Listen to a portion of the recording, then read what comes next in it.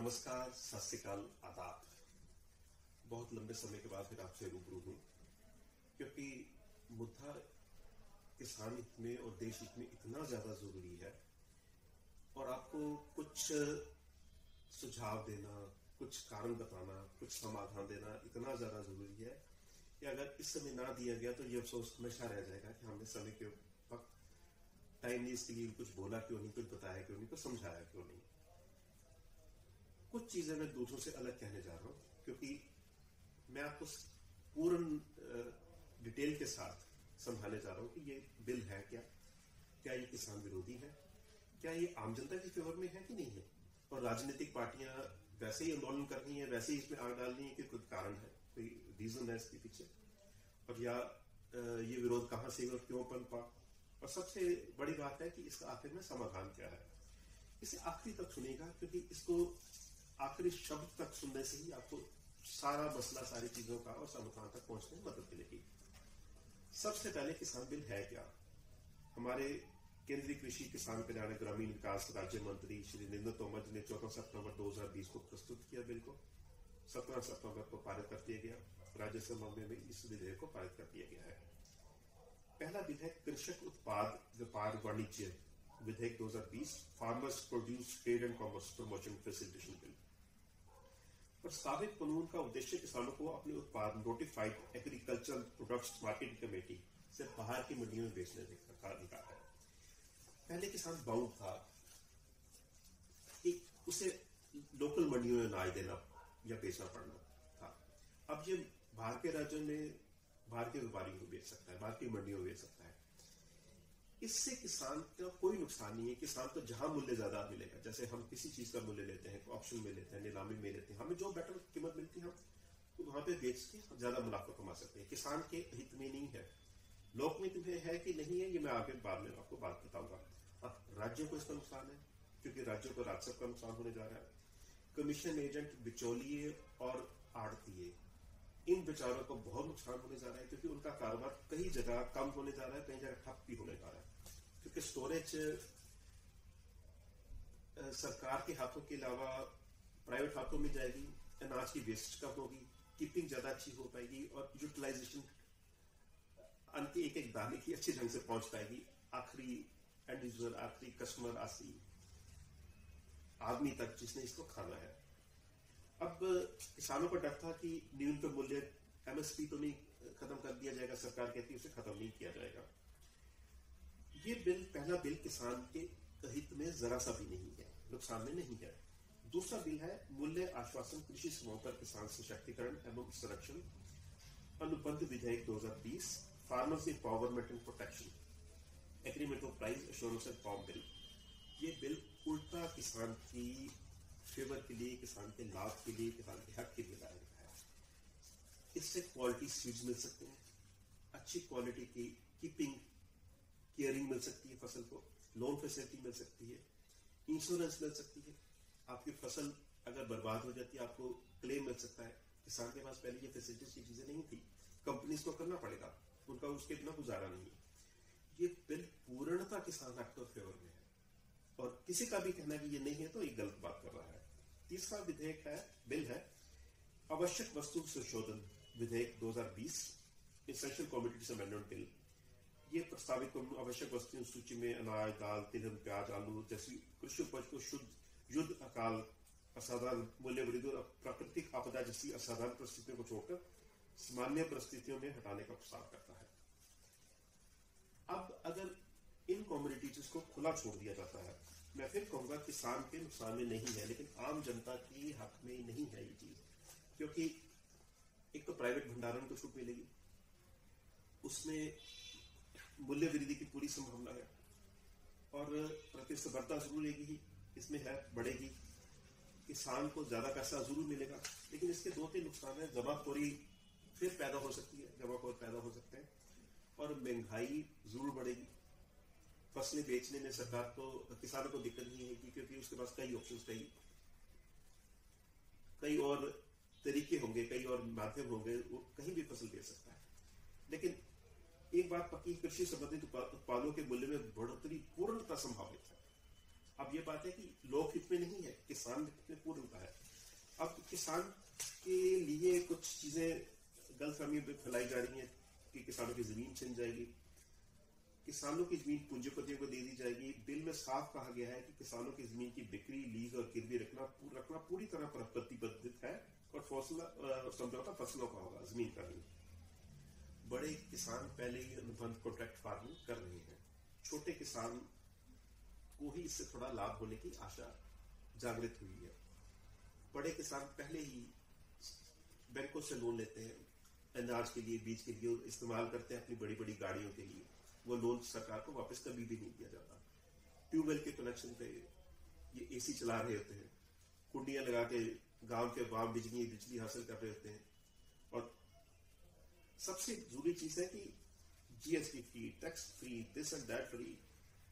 अब बड़े किसान तो पहले ही पूरी मौज में, पूरी मस्ती में, पूरे मजे में है। छोटे किसानों तक ये बिल पहुंचेगा और उन्हें पूर्ण लाभ उठेगा। अब ये बात पक्की और श्योर शॉट है कि ये बिल किसान विरोधी जरा सा भी नहीं है।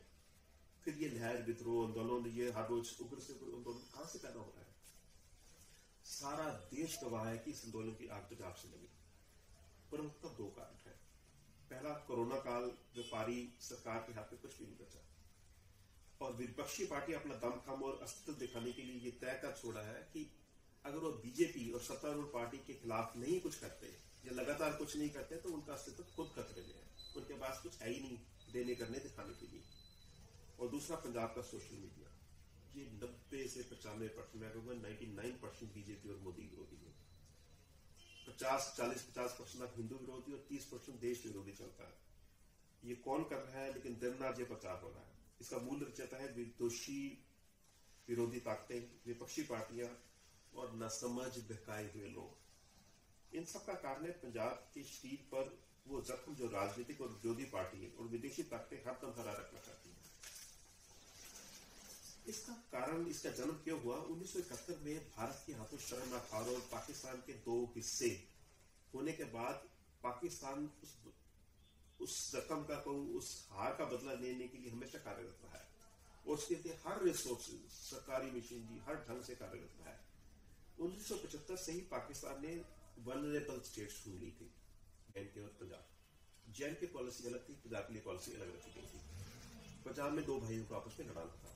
उनको यह समझाया गया कि क्योंकि लड़ाइयां हमने सब इकट्ठी लड़ी, एक दूसरे के साथ लड़ी, एक के साथ, एक दूसरे के सहयोग के साथ नहीं, इकट्ठी लड़ी क्योंकि एक ही थे हम लोग और एक दूसरे के लिए लड़ी, एक दूसरे के साथ खड़े होकर लड़ी। उनको समझाने की कोशिश की कि भाई साहब, आपने लड़ाई अपने लिए नहीं लड़ी, दूसरे के लिए लड़ी। और समझा कौन रहा था? जिसने सबसे ज्यादा जुल्म की, जिसने जुल्म की वो इबारतें लिखी, वो गंदे कारनामे और खतरनाक और घातक कारनामे के अंजाम दिए जो इतिहास जुल्म जख्मों से भरा पड़ा है। और जगह जगह पे उनकी कहानियां हैं, बच्चे बच्चे की जुबान पे संग्रहालयों में उनकी पिक्चरें पड़ी हुई है, तस्वीरें पड़ी हुई, और वो कह रहा है कि हमने आपके ऊपर जुल्म नहीं किया, आप दूसरे भाई के कारण लड़ रहे थे, हम तो आपको हितैषी हैं। हितैषी क्यों बनाया गया? कि हम जिंदा की सोच को पाल सके, एक और स्थान बना दिया जाए, एक और नुकसान हिंदुस्तान को पहुंचा सके, क्योंकि 1971 की हार का बदला लेना था। और उसके लिए बड़ा जरूरी था नफरतें पैदा करने, एक दूसरे के लिए एहसान पैदा करने।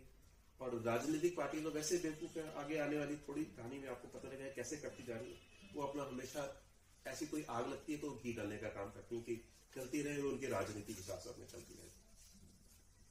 भाइयों में दरारें डाली जाती रही और जो सबसे दुखद है, सब एक थे, एक साथ लड़े, दोनों एक दूसरे की लड़े। और क्योंकि फौजें एक थी, धर्म एक था, गुरु एक थे, माँ थी एक थी, समाज एक था। गुरु गोविंद सिंह जी ने केस दिए तो भारतवर्ष की प्रचलित परंपरा के अनुसार हमने पगड़ी रखनी शुरू की। भारत की पुरानी प्रचलित परंपरा है सिर नंगा न रखने की। हाँ, पगड़ी बांधने के ढंग अलग अलग हो गए, कोई बात नहीं। अगर प्यारे सिख भाइयों ने पगड़ी सिर पर रखी तो हिंदू भाइयों ने अपने सिर पर सिख भाइयों को पगड़ी के स्थान पर रखा। ये प्यार इतना स्ट्रॉन्ग, इतना मजबूत, इतना घनिष्ठ, इतना मजबूत था जिसमें नफरतें फैलाई गई और ये बताया गया कि आप अपने लड़े नहीं, सिर्फ दूसरे के लिए लड़े। और ये फैलाया इसलिए जाता रहा कि इन्हें प्यार किया जा सके, एक दूसरे के खिलाफ किया जा सके। और जिन्ना के फार्मूले के तहत एक टुकड़ा भारत का और निकाला और उठाया जा सके और तोड़ा जा सके। अब भारतवर्ष रूपी शरीर के एक हाथ को समझाया गया कि सारा शरीर उसी हाथ का वजूद है।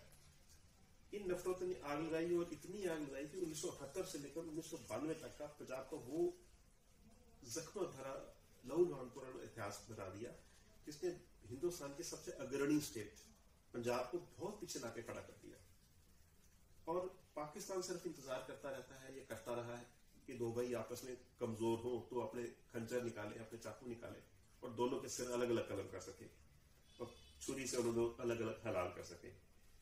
उनका बढ़ने का, उनके इन हमलावरों के बढ़ने का शुरू से ये तरीका रहा है, शुरू से ये ढंग रहा है। लेकिन हम तो आखिर में श्री राम और श्री गोविंद की संतान है, वापस आए, समझ गए और समझ गए। पर नफरतों की राजनीति ने पंजाब में इसको कभी नहीं छोड़ा और इसे फूला फुलाया और इन विचारों को इतना विस्फोटक बना रखा है कि बस चिंगारी देने की जरूरत है। सोच और आंदोलन तो कहां से कहां तक पहुंच जाएगा, इसका समझने समझाने से कोई लेना देना नहीं है। बस ये बीजेपी और मोदी के खिलाफ होना चाहिए और लोग हुजूम के हुजूम इकट्ठे होने शुरू हो जाएंगे। वैसे भी भारत की राजनीति इतने घटिया स्तर की है और फैलाती है कि हमारा धर्म, हमारी जाति, हमारा वर्ग और सिर्फ हमारा काम ही महान है, बाकी सब हराम है। कर्म से नहीं, सिर्फ धर्म से महापापियों, खून से लथपथ हाथों और उग्रवादियों, आतंकवादियों को भी ये लोग शहीद और संतक बना देते हैं। कारण है कि ये उन्हीं की जाति, धर्म और वर्ग से संबंधित है। इनके लिए इनकी अपनी छवि, देश दोनों भाड़ में जाए, उसे कोई लेना देना नहीं। भारत में राजनीति और सत्ता में इतना पैसा, प्रशासनिक हुक्मरानी, मत और मस्ती है कि राजनीतिक पार्टियां विरोधी को मात देने के लिए भारत विरोधी और धर्म विरोधी प्रचार और प्रसार में जरा सा भी गुरेज नहीं करती। उन्हें है कि बस दूसरी पार्टी का नुकसान पहुंच के आप सत्ता में किसी ढंग से आया जा सके और उसके लिए कई बार खतरनाक माहौल तैयार करती है, उसे फिर कायम रखने, स्थापित रखने की कोशिश करती है। आम जगह पे जब ऐसी आग लगाई जाती है, जैसे अब लगाई गई है, तो आम इंसान बाल्टियां लेकर पहुंचता है पानी डालने की, उसे बुझाने के लिए। ये पार्टी लोग भी पहुंचते हैं बाल्टियां लेकर, उनके बाल्टियों में पानी नहीं होता, ये पेट्रोल लेकर जाते हैं और पेट्रोल डालते हैं ताकि और भड़क सके आग, और फैल सके आग, और फैलाई जा सके ताकि उसका राजनीतिक फायदा उठाया जा सके। और आखिर में वेट करते हैं दुर्भाग्यपूर्ण दुर्घटना का, मिसहैप का, किसी बड़े नुकसान का, कि लाशें गिरे और लाशों को जब जलाया जाए तो फिर राजनीतिक रोटियां सेकने पहुंच जाए और वहां लाशें जल रही हैं और उसके ऊपर ही अपनी रोटियां सेक रहे थे, राजनीतिक रोटियां सेक रहे थे। ये हमारे मुल्क के राजनीतिकों की हालत है। इसके लिए पैसा विदेशी मुल्क से आए, सरकार का पैसा खर्च हो, लोगों की तरक्की खुशहाली के लिए रखा गया हो, जमा पूंजियां हो, प्रशासनिक और सरकारी जरूरतों के लिए रखा हो, उसको बर्बाद करने से भी पीछे नहीं हटते। अब सरकार की समर्थक पार्टियां जैसे एनडीए के सहयोगी दलों का हाल देख लीजिए, जो साथ में थे, जिन्होंने साथ में बिल में सहयोग दिया, इसे पारित करने में हेल्प मदद की। अब आंदोलन इतना बड़ा बढ़ गया कि उन्हें लगा कि वो अकेले बर्बाद हो जाएंगे, वो तो पलट गए, वो 2 मिनट में बदल गए। उनको राजनीतिक बेनिफिट ज्यादा नजर आ रहे थे, साथी सहयोगी नजर नहीं आ रहा था। इसे बोलते हैं थाली के बैंगन, कि सुख में साथ है, दुख में तो हम सबसे पीछे खड़े हैं। ये थाली के बैंगन, इसके सहयोगी दल अलग होना शुरू हो गए हैं। अब ये पूरी तरह समझ लगता है कि ये असल में राजनीतिक पार्टियों की लड़ाई है। लेकिन इसे किसान वर्सेस सरकार ने आंदोलन बना किसने दिया, जबकि ये ना किसान हित में नुकसान में बिल है। ये किसान आंदोलन को सरकार के अगेंस्ट किसने कर दिया, जबकि ये राजनीतिक पार्टी का आपसी मामला था, राजनीतिक आपसी बहस डिस्कशन थी, बस दिखाया गया और इसको इतना बढ़ाने की कोशिश की जा रही है, इसको कि इन्होंने आग लगा दी है और ये आग कहीं ठंडी ना पड़ते। हर राज्यों से, हर जगह से जबरदस्ती इसमें घी डालने का काम किया जा रहा है कि दूर दूर से इसे लाया जाए, इसे भड़काया जाए, फैलाया जाए, चाहे इससे इनकी भारत की गरिमा को, आन-बान को कितना बढ़ता लगेगा। और भारत की आन-बान को, शान को बहुत ज्यादा नुकसान हो रहा है। सारे विश्व के आगे पिक्चर प्रोजेक्शन समझ नहीं लग पा रही, क्लियर पिक्चर नहीं पता लग रही और उन लोगों को भारत की छवि को बहुत भारी नुकसान होने जा रहा है, वो हो रहा है क्योंकि सच बताया नहीं जा रहा, प्रसारित नहीं किया जा रहा। और उसमें शामिल हो गए बेचारे कुछ गायक, सेलिब्रिटीज और छोटे छोटे राजनीतिक जिनको कुछ समझ नहीं लगता, वो पॉपुलरिटी हासिल करने के लिए, अपनी प्रशंसा हासिल करने आगे आ जाते हैं। उनके पास अच्छे गायन के तरीके हैं, अच्छे म्यूजिक बैंड्स हैं, ये है वो है, वो सिर्फ अपने प्रचार प्रसार में जुड़ गए। ये सोचे समझे बिना कि ये छोटे छोटे इनके हल्के फुल्के काम भी आग में घी डालने का काम करते हैं और उनको भड़का रहे हैं और ये पता नहीं लगने दे रहे कि ये लड़ाई असली है क्या, वास्तव में है क्या। मेरी अब सरकार से गुजारिश है, अभी तक ये आंदोलन बहुत शांतिप्रिय ढंग से चल रहा है। ये किसी भी दुर्घटना अभी तक रुकाने का काम चल रहा है। सरकार भी नहीं रोकने की कोशिश करती, किसान भी सरकार को रोकने की कोशिश कर रहे हैं। इसमें अभी तक मिसहैप दुर्घटनाएं नहीं हुई है और मेरी दो हाथ जोड़ के गुजारिश बेनती है कि इससे पहले कि विरोधी और शरारती तत्व इसमें शामिल हो जाए और इसको खतरनाक और विस्फोटक बना दे, सरकार को इस पे जल्दी इसका अंत करना चाहिए, इसका समाधान करना आना चाहिए और वो मैं समाधान आखिर में देने भी जा रहा हूं। ये बिल सीए और एनआरसी से भिन्न है, जो मासूम और मजबूरों के जख्मों को गवाह रखने और बेसहारों को सहारा देने के लिए बनाए गए थे। धारा 370 से भी अलग है, वो देश हित में थी और इसमें जन जन हर वर्ग, हर देश का मुल्क जो देशभक्त है इसमें इनकी प्रशंसा करेगा और शामिल होगा। पर किसानों के खिलाफ अगर कोई आवाज उठाई जाती है या वो उसमें सच है या नहीं है, लेकिन फिर भी समाज बीजेपी को सत्तारूढ़ पार्टी के गैर जाएगा। और सरकार से यही विनती है कि इसे एक बाप की तरह सोचे, जैसे बाप अपने संतान के साथ डील करता है, व्यवहार करता है। मैंने अपने बेटे को गेम सिखाते वक्त एक प्रश्न पूछा था कि बेटे हार कर कब खुश हुई थी। वो पूरा एक दिन इसके बारे में सोचता है, लेकिन वो जवाब नहीं दे पाया। मैंने अगले दिन जवाब दिया कि जब वो अपने बेटे से हार जाता है। सरकार को खुद को बाप और प्रजा को संतान समझना चाहिए। इस बिल को बिना शर्त, बिना देरी के as such where it is हालत में वापस कर देना चाहिए और सिर्फ राज्य सरकारों को अधिकार दे दे, इसको पूर्ण अधिकार दे दे, उनकी मर्जी इसे लागू करे अपने राज्य में। नहीं तो इसको जो राज्य लागू करना चाहते हैं वो करें, जो नहीं करना चाहते उसको नहीं करें। इसका आखिर में समाधान यही है। इसमें मेरी बातचीत से वो लोग जो तन मन धन से इस आग को फैलाने में जाने अनजाने में लगे हुए हैं, वो थोड़ा सा हर्ट होंगे, मैं उनसे माफी मांगता हूं। परंतु ये सच है और गुरु नानक जी के शब्द है, आज सच जुगाड़ सच, नानक है भी सच, नानक होसी भी सच, सच फिर भी अंत तक कायम रहेगा। मेरी विनती है, अगर आपको ये पसंद है इसे लाइक जरूर करें और जन जन तक शेयर करें, आखिरी लोग तक, आखिरी आदमी तक इसे पहुंचाए, सरकार तक अच्छी तरह पहुंचाते, ताकि वो जनहित में इसे सुझावों के तहत इसे समाधान तक पहुंचाते। बहुत बहुत धन्यवाद। जय